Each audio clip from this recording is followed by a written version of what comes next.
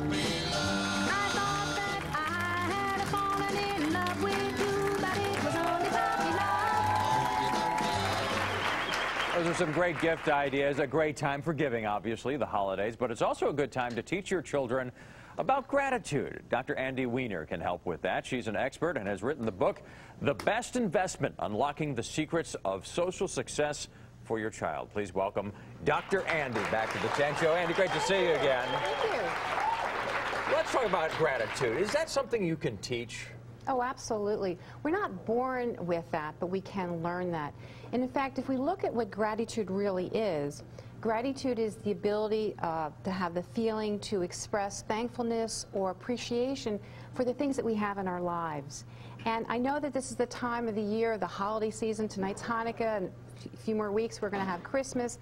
Children will be getting lots of different gifts, and we don't want them to be taking things for granted.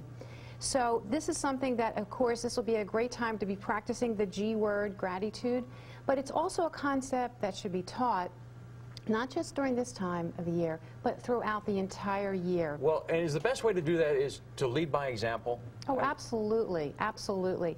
You know, when parents model, the behavior of gratitude, children who are copycats pick this up. This is what they do. They mimic our behavior.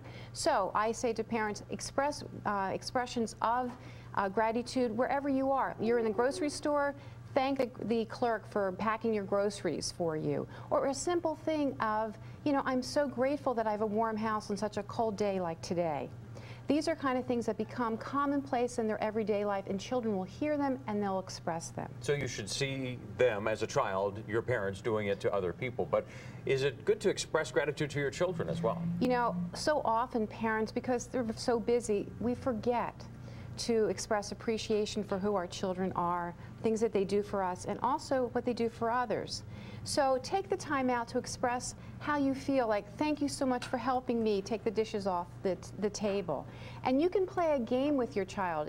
I do this with my own daughter, where we say, what are you grateful for? And I'll tell her, I'm grateful for the kind of child that you are and the person that you are. And then she may say, well, I'm grateful that you made my lunch today. And they hear that and they get to practice it. Would it be a good idea also to write some of those things down, or even record those sessions with your child so years later you can look back upon them? Yes, I suggest to make a journal of gratitude, because we want our children to learn how to, we want children to have those attitudes of gratitude, and the best way to do it sometimes is for them to visually see it. So if you have a calendar or even a journal, write aspects of different times that during that week or that month that there were moments of gratitude that were expressed. And, in fact, research shows that one act of gratitude a week will reinforce the concept. So how will this change the family dynamic then? If you do this regularly over the long term, what will you notice different at home? Well, what we have found, and what research actually supports, is that the more that children express gratitude, it's linked with happiness. So those two are linked. Children or people that express gratitude are often more happier, more joyful, more enthusiastic, and much more interested in life.